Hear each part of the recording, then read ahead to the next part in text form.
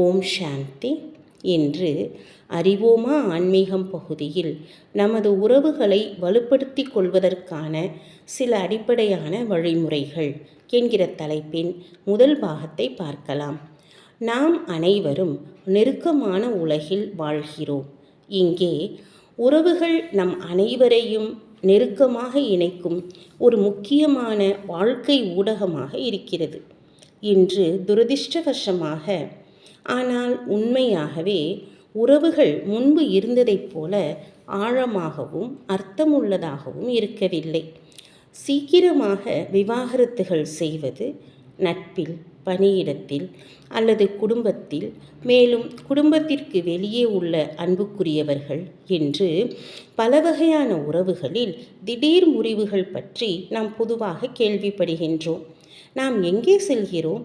இன்று உறவுகள் ஏன் இவ்வளவு பலகீனமாக இருக்கின்றன?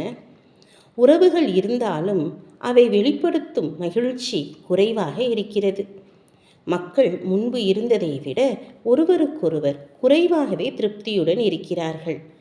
மேலும் முன்பை விட அதிகமாக கோபம், அகங்காரம், பொறாமை, உடைமை உணர்வு மற்றும் பாதுகாப்பின்மை ஆகியவை உறவுகளிடையே இருக்கின்றன.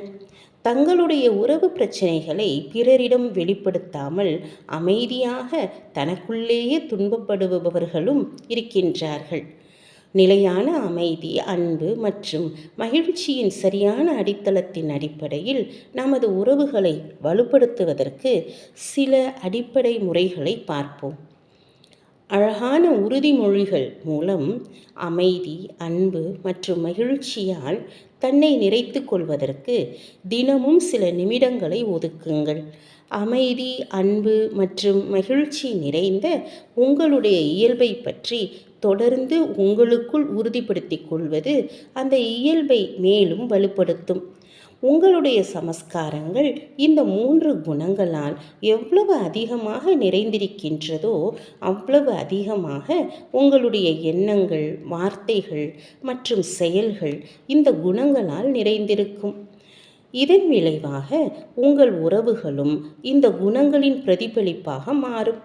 உறவுகள் சரிவதற்கு முக்கியமான காரணம் மனதின் வெறுமை.